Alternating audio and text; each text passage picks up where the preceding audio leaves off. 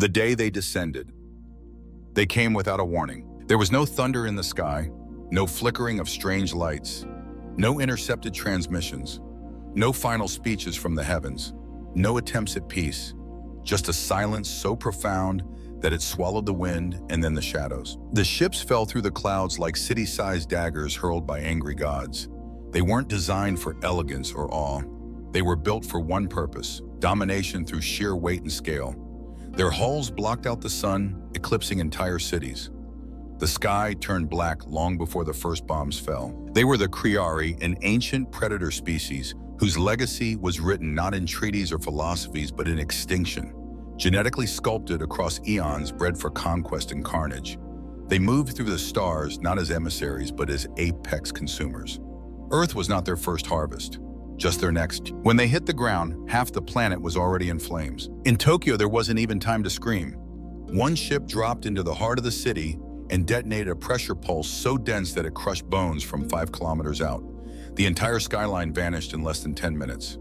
No evacuation, no warning, just vapor and rubble. They didn't come to enslave. They didn't come to negotiate. They came to feed. Kryari broadcasts littered the atmosphere like static.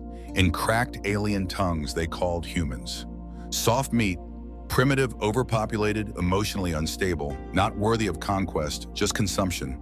Their voices echoed through hijacked communication channels, their laughter deep and layered, vibrating with amusement at how quickly we burned. The capital cities fell first: Los Angeles, Paris, New Delhi, Johannesburg. All gone within hours. Governments tried to respond, but satellites failed. Command centers were glassed, the internet turned into a wall of static. The few military units that managed to respond found themselves hopelessly outmatched. The Kryari didn't wear armor. They didn't need it. Their bodies were naturally plated in chitins so dense that bullets ricocheted like thrown pebbles. They had too many limbs, too many eyes, each pulsing with a hunger deeper than instinct. Their soldiers didn't advance tactically. They charged, they ripped, they fed. And they laughed, not metaphorically. They laughed as they killed. Their communications were riddled with the sounds of joy, deep guttural roars that translated across species. Humanity screamed and the Kryari giggled. The first 2 days were hell, not metaphorical hell, not a bad day, literal unending fire. Entire continents lost contact. Drones captured scenes of children crushed beneath rubble of soldiers, throwing empty rifles at towering monsters of priests praying as they were devoured alive. For the Kryari, this wasn't war, it was dinner. But the thing about humanity, the thing the Kryari had never seen, never planned for, was that we don't stay down. We cry, we bleed, we scream. And then we get up, somewhere deep in this Appalachian Mountains, among the shattered remains of a communications outpost. A different kind of sound began to emerge, not of screams or sirens, but of defiance. A band of survivors had gathered, not soldiers, not politicians, just people. Ex-special forces, hackers, mechanics, miners, teenagers, a botanist, a dog. They had no right to stand against the universe's apex predators, but they did. And they were led by a woman with fire in her eyes and ash on her boots. Her name was Sergeant Lena Voss. Dishonorably discharged, disrespected, forgotten. But when the governments fell and the armies broke, she stood. She didn't smile, she didn't scream. She just spoke 6 words that would change everything. Don't wait for help, be it. She called them the Ashborn, not for what they were, but what they came from ashes. There was no more command chain, no more official resistance, only rage and ruin, and one final truth: if humanity was going to be erased, we were going to make damn sure they remembered the pain. And so Earth bled, but it did not bow. Not yet. Ashes and echoes. They called themselves the Ashborn. They weren't an army, not in the traditional sense. They had no uniforms, no formal command, no budget, no maps. What they had was far more dangerous a cause. When the world broke, they were the pieces that refused to stay shattered. In the beginning, there were only 24 of them, scattered across a half-collapsed radio tower in West Virginia. They huddled in smoke-stained blankets, surrounded by weapons older than most of them. A bolt-action rifle from the Korean War, a handheld drone held together with duct tape, a flamethrower built from plumbing parts, and motorcycle fuel tanks. And in the center always was Lena Voss. She never spoke about the South China Rebellion, why she disobeyed orders, why she walked away from command. But something in her gaze made even the most stubborn shut up and listen. There was no softness in her anymore, just flame barely held in flesh. Every night she stared at the sky, not in wonder but in fury. She gave them all the same speech. The governments are gone. The armies are ash. No one's coming to save us, so we save each other. Not because we're heroes, not because it's noble, but because we have nothing else. Nothing left but the rage in our bones and the ghost behind our eyes. That rage, it became fuel. One of the survivors, an ex-hacker from Montreal, cracked into a downed Criari drone during a blackout storm. It had been dormant, half-melted, embedded in the side of a crumbled factory, but its signal core still flickered, and he found something. A weakness. The Criari weren't invincible. Behind their plated chests, just under the collarbone, if they had such a thing, was a soft organ, a kind of internal regulator. A failsafe. Shoot it, and even the largest of them dropped like a puppet with its strings cut. But that wasn't all. They also discovered the Criari relied on ultrasonic resonance to coordinate squads. Internal biological frequencies like organic radios. Interfere with those frequencies and they became disoriented.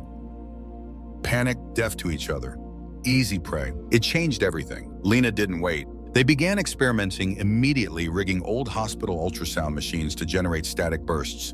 They crafted spike grenades that emitted screeching pulses when thrown. Someone rewired an old bass guitar amp into a directional disruptor. It blew the eardrums off 3 rats in testing. Lena approved it anyway. "We don't win by matching them," she said. "We win by confusing them, outthinking them, and scaring the hell out of them." And so the Ashbourne began to fight, not in open combat, that was suicide, but in alleys, in sewers, in collapsed shopping malls and abandoned factories. They laid traps like demons from old stories, baiting Criari squads, with recordings of crying children only to detonate floors beneath their feet. They used tripwires and pressure plates, boiling oil and sharpened rebar.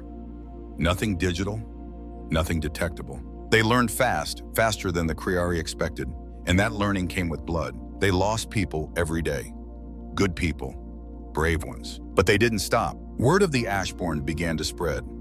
Across broken radio waves over scavenged ham frequencies, scrawled into walls with charcoal and blood, a symbol emerged, a skull wreathed in flame eyes made of bullet holes. Ashbourne are real people, whispered in the ruins, and they're fighting back. In the African deserts, resistance cells dug pits, camouflaged as oases. In the ruins of Stockholm, a group of medical students turned a metro tunnel into a kill box, with nothing but fertilizer and steel shards.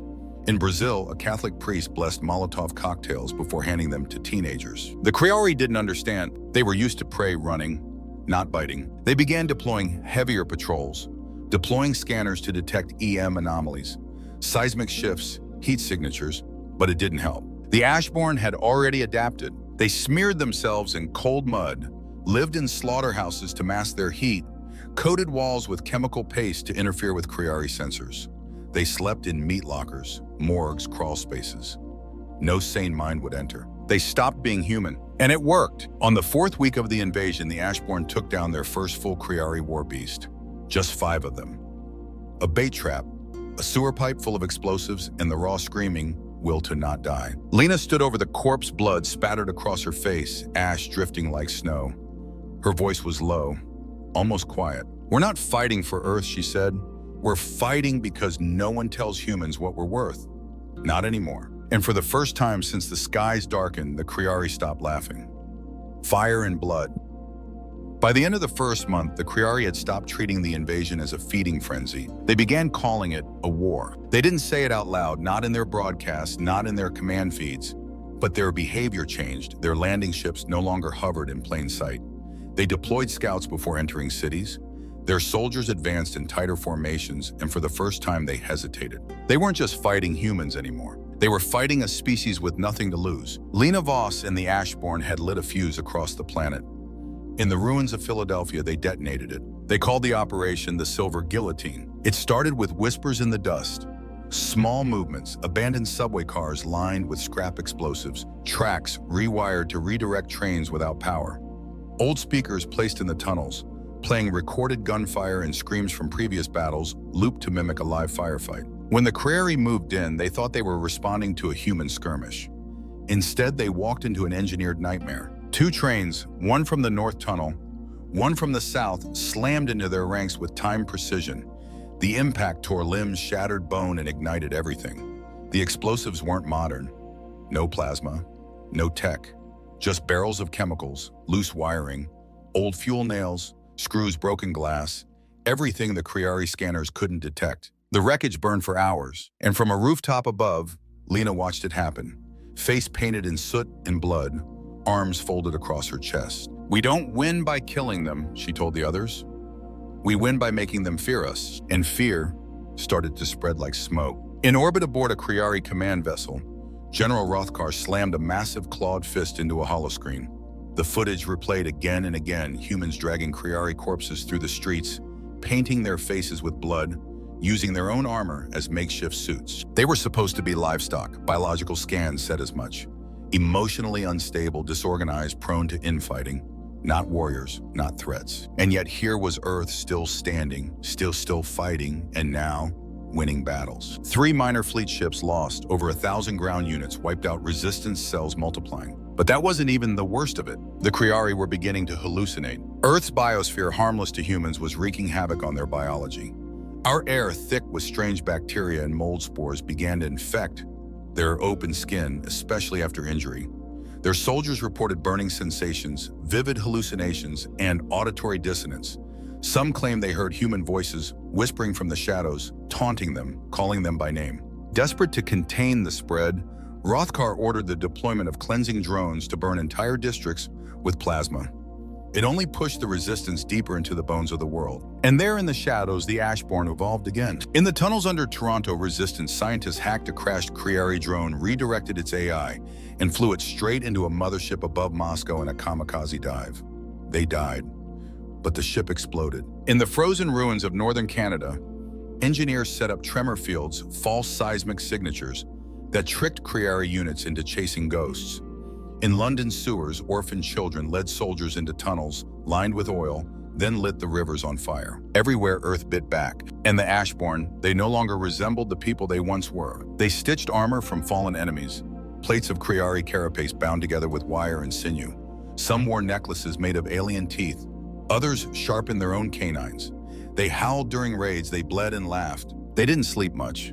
Sleep meant slowing down, and slowing down meant dying. And still, they pushed. In New York Times Square became a slaughterhouse. The Ashborn rigged old billboards to emit high-frequency sound that disrupted Criari comms. Sewer tunnels pumped toxic smoke up through storm drains. Drones blasted white noise and artificial battle audio, creating phantom conflicts. And then came the screams. Real Criari death howls recorded in battle looped across hidden speakers. The sound of one's own species, dying over and over from every direction, broke their morale faster than any weapon. Criari patrols began refusing deployment without full filtration gear. Some squads fired on each other in confusion. Others fled. The predators were beginning to feel like prey, and in the underground ruins beneath the Bronx, the Ashborn carved their war map into a steel slab, red for active nests, green for cleared zones, black for blood, lost. "We're not just pushing back anymore," Lena told them. "We're going hunting." Seto, a former construction worker with fire in his grin, nodded. About time. They named the next operation Black Lung. Their target, a Criari stronghold buried beneath the crust in Detroit, a hive built inside the landing claw of a mothership. It wasn't just a command center. It was a womb. They weren't going to take it. They were going to burn it to hell. No one gets to choose their last meal. The tunnels leading to the Detroit hive were slick with condensation and rot. It wasn't just the smell of Criari biology. It was decay, wrongness, as if something inside the hive had begun to collapse. Earth's bacteria had done more than infect the enemy. It had mutated them. The walls, once solid and glistening like black obsidian, were now veined with slimy mold. Air vents pulsed with spore clouds, and lining the edges of every corridor were Criari corpses, twisted, discolored. Their once dense bones now brittle and cracked. Dr. Malik, watching through drone feeds from a nearby staging zone, spoke in a whisper over comms. "It's not just resistance. It's ecosystem failure. Their biology is breaking down. Earth is poisoning them systemically." Lena crouched near the hive's outermost wall, didn't flinch. Her voice was calm, almost casual. "Then let's finish the infection." The Ashborn advanced, silent fluid ghosts in stolen skin. They wore second skin armor, harvested from Criari corpses and stitched to fit human forms. No two looked alike. Some painted blood war marks across their plates. Others wore necklaces of alien claws. A few wove alien flesh into their braids. They didn't just infiltrate the hive, they desecrated it. The plan wasn't to hold ground. It was to send a message. They carried flamethrowers, acid bombs, concussion charges, and old world fury. Every hatch was melted. Every spawn pod shattered. Every communication node soaked in solvent and set ablaze. They didn't speak, they didn't pray. They just worked swift, ruthless, relentless. And when the screams came, those awful high-pitched Kriari shrieks, they didn't stop to listen. They let the echoes carry. Above Earth, in low orbit, General Rothkar watched the feeds in silence. The footage was being transmitted directly to the Kriari High Conclave, broadcast without edit. The elders who had never once seen war, who spoke of conquest-like philosophy, now stared at their future spawn, sex burning, soldiers being gutted by bipeds with makeshift blades, their hive melting from within. A strategist leaned forward on one of the command platforms. Request permission to initiate orbital purge. Burn the planet. Rothkar's jaw tightened. His voice came like a growl dragged through gravel. Denied. A pause. Why, the elder demanded. Why let these creatures continue to defile? Because if we burn their world, Rothkar snarled, they'll follow the fire back to ours. The room went quiet. Because he was right. This wasn't just a war anymore. This was something else. A phenomenon, a contagion of resistance. And then, as if summoned by the weight of those words, a rogue signal broke into the command fleet's encrypted channel. The screen stuttered, then cleared. Lena Voss, blood smeared across her temple, eyes like frostbite. Behind her, the hive burned red flames licking at the sky like a funeral pyre. She spoke only one sentence. Predators don't get to choose their last meal. Then the signal cut. No call sign, no trace. Just silence. And across the orbiting Kriari fleet, something primal rippled through the ranks. Fear, the first ship to retreat from orbit, exploded mid-lift. No one claimed it, no one had to. Resistance cells had been tracking their takeoff patterns for weeks, mapping exhaust frequencies, hacking directional thrusters. Earth didn't just shoot them down, it waited for them to run. And when they did, Earth answered with fire. It wasn't elegant. There were no next-generation missiles, no Starkiller tech, just salvaged launch systems, repurposed ICBMs, and pure undiluted human spite. Old Soviet missiles retrofitted with reverse-engineered plasma heads. Some detonated early, some missed, but the ones that hit those sent a message. Across the globe, humans stood in bombed-out ruins and watched the sky light up. Not with fear, with pride, with rage, with a new kind of fuel. On the roof of a shattered cathedral in what used to be Montreal, Lena stood motionless. A faint orange glow danced in her pupils as debris streaked across the clouds like falling gods. That's one, she said. Beside her, Nico, no longer a child, not quite a man, held a cracked radio. Two more confirmed over the Indian Ocean. Seto just clipped, another carrier fuel lines ruptured. Lena didn't smile, she never did, but her voice grew colder, heavier. They thought they were feeding. They didn't know they were bleeding. And somewhere far above the war-torn Earth, chaos bloomed inside the Kriari fleet. Their ranks splintered not because of damage, but because of something worse. Shame. Some commanders demanded vengeance. Others called the retreat honorable. The fractures deepened, tribal, ancestral, sacred. Earth didn't know the full politics behind the cracks, but we saw the consequences. Ships stalled mid-evac, caught between pride and terror. Some turned back toward the planet in desperation. Others simply hovered vulnerable and blind. The Ashborn didn't hesitate. They launched counter-strikes with everything they had. Graffiti-covered drones, scrap-built rockets, airships stitched from alien wrecks. In Cairo, a group of teenagers hacked a Kriari scout ship and flew it into the belly of a mothership while blasting Beethoven's Ode to Joy over open channels. It wasn't just war anymore. It was theater, a blood opera performed by the last species the galaxy expected to survive, and the only one mad enough to enjoy the ending. Wormwood, the final spear. They called it Operation Wormwood. It wasn't a military plan. It wasn't even supposed to exist. It was a whispered rumor passed in the dark about a device too unstable to survive. Activation too dangerous to use, too human to ignore. The core had been salvaged from a fallen Kriari warcruiser in the ruins of Buenos Aires, a hypercore designed to power a fleet guide.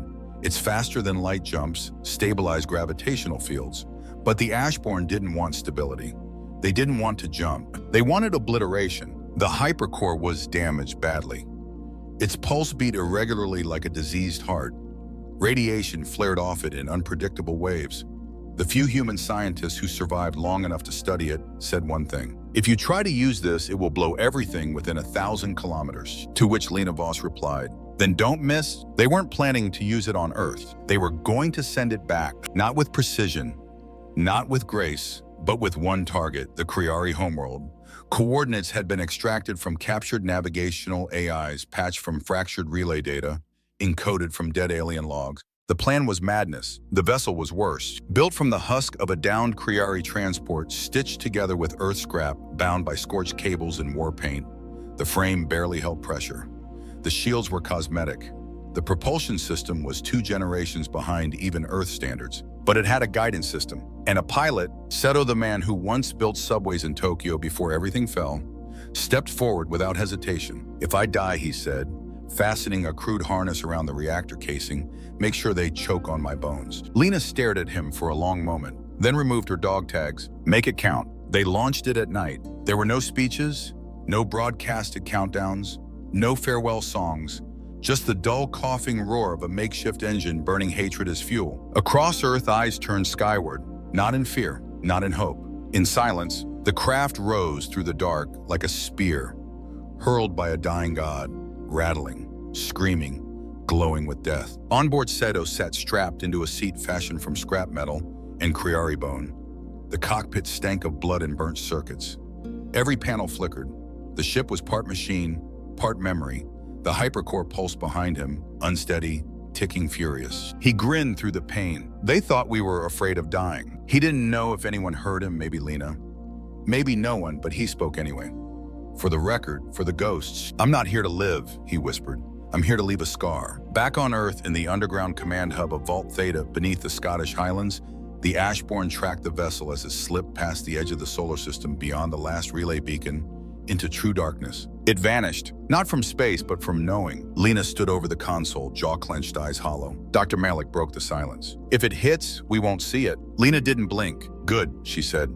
"Let them scream alone." But they did see it, not with eyes, not with instruments, but through reaction. 10 days later, across the Kriari galactic net, their homeworld went dark. No signals, no broadcasts, no response. Blackout, not just silence, shame. Entire squadrons still orbiting Earth froze. Some dropped into oceans, others drifted in orbit until their hulls cracked. A few self-terminated, refusing to face the disgrace of returning home. Because they couldn't go back, and they couldn't stay. It was over. But humanity wasn't finished. Across the ash-covered surface of Earth, survivors began crawling from bunkers. Ashborn squads emerged from tunnels, not to celebrate, but to rebuild.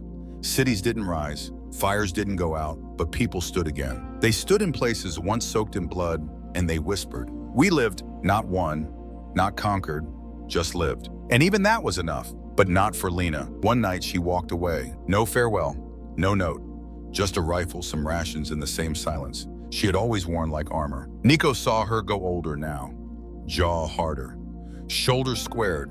Carrying her rifle across his back, he didn't stop her. She didn't fight for medals, he would later say. She fought so the stars would remember our name. Because the Kriari, those who once called Earth soft meat, now whispered it like a curse. They would spend the rest of their history fearing a world they had once planned to feed on. And Earth was quiet for the first time in months. No Kriari engines, no plasma fire, no orbital shadows, just wind. Cold, cracked wind brushing across ruins, where cities once sang trees burned black but still rooted.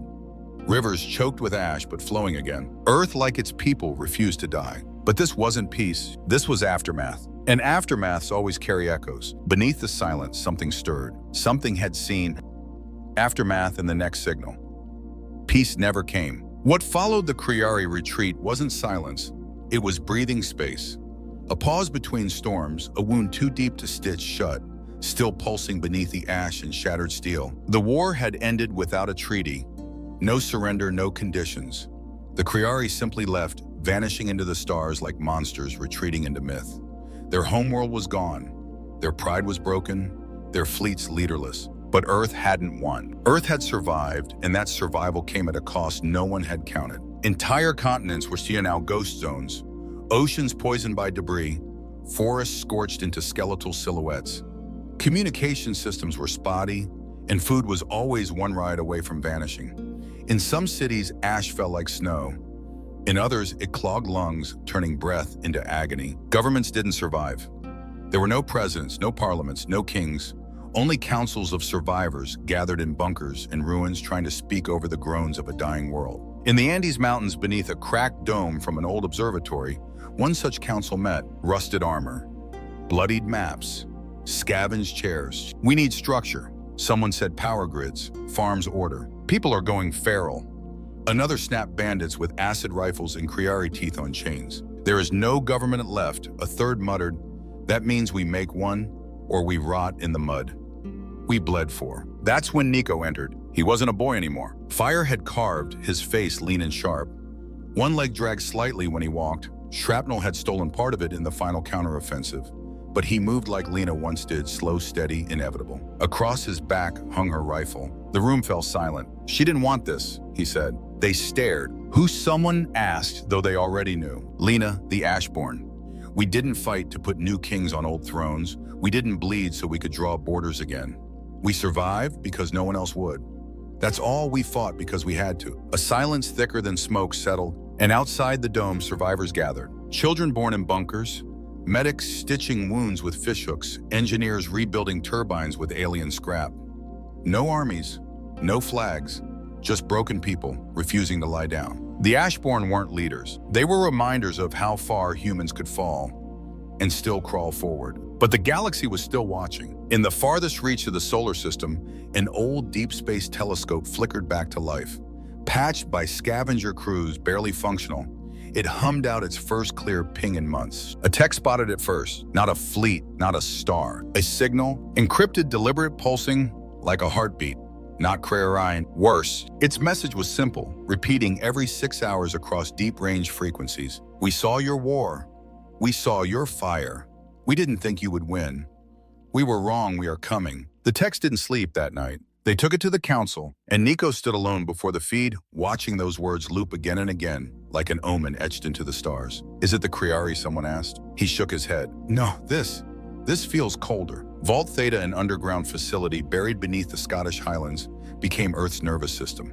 From there, Ashborn remnants began preparing for another storm. But this time they didn't rebuild cities. They built bunkers, weapons labs, training zones, defense grids. Earth wasn't becoming a civilization again. It was becoming a fortress. Nico roamed the old comm corridors daily, reading signals, analyzing shifts in background, radiation, scanning for whispers in the void. Not haunted by what had happened, haunted by what hadn't. We need eyes past the belt, he told the new council. We wait. We die. This time we see it coming. He wasn't a soldier now. He wasn't a leader. He was something harder to define, a symbol. And symbols, as the Kriari learned, had power. The council didn't argue. They gave him access to Earth's fragmented orbital network. With old satellites retrofitted with alien tech, he launched Project Sentinel, a net of crude but functional drones scanning the black. Days passed, then weeks, and then the signal changed. Not the message, the tone. It gained layers. Mathematical pulses, hidden frequencies, patterns nested within patterns. Dr. Malik, now Earth's leading xenocryptologist, decrypted it. It's not a threat, he said. It's a challenge. Nico stared at him. What kind of species watches another get gutted and then thinks, let's see what did that? Malik didn't answer, because they all knew something worse than the Kriari was out there, something older. And it wasn't afraid, it was curious. And curiosity from the stars had never ended well. Soon after it arrived, not a fleet, not a swarm, just a ship. Bone-white, sleek, blade-shaped, it hovered above the Pacific, motionless, silent, unyielding. No insignia, no broadcast. It just watched. No heat signature, no radiation, no engines. It didn't move. It simply existed like memory given shape. And then without warning, it spoke, not in language, not in sound, but in thought. Across the world, soldiers, farmers, scavengers, children collapsed, not in pain, not in seizure, but into a dream. And when they woke, they remembered a voice. You are not prey, you are not predator, you are mutation, you are error. We watched you kill the Kriari. Now we ask, what else can you kill? It wasn't fear, it wasn't threat, it was fascination. And then the proposition, face us in trial, prove your existence. Win and remain, fail and be forgotten. The vote was brief. Earth didn't bow, not now, not ever. A new force was assembled. Not soldiers, not politicians, but madmen, hackers, orphans born in bunkers, scavengers wielding alien death. The second Ashborn, led by Nico, Lena's rifle across his back, rage in his bones, silence in his steps. They entered the trial aboard a structure the size of a city orbiting the moon. Each chamber, a puzzle, a beast, a mirror. One room showed them memories, screams burning, hopelessness. But they did not break. Because Earth didn't raise heroes. Earth raised monsters with purpose. And when Nico stood bleeding, broken eyes aflame before the final judge, a being of pure light and logic asked, "Why do you persist?" He steadied his voice. "Because someone has to show the stars what happens when you try to erase the wrong species." Then he pulled the trigger, and the trial ended. The ship vanished. No reward. No message. Just silence. But Earth didn't need praise. It needed one thing etched into the bones of the galaxy. Earth is not prey. Earth is not safe. Earth is the reason monsters check behind their backs.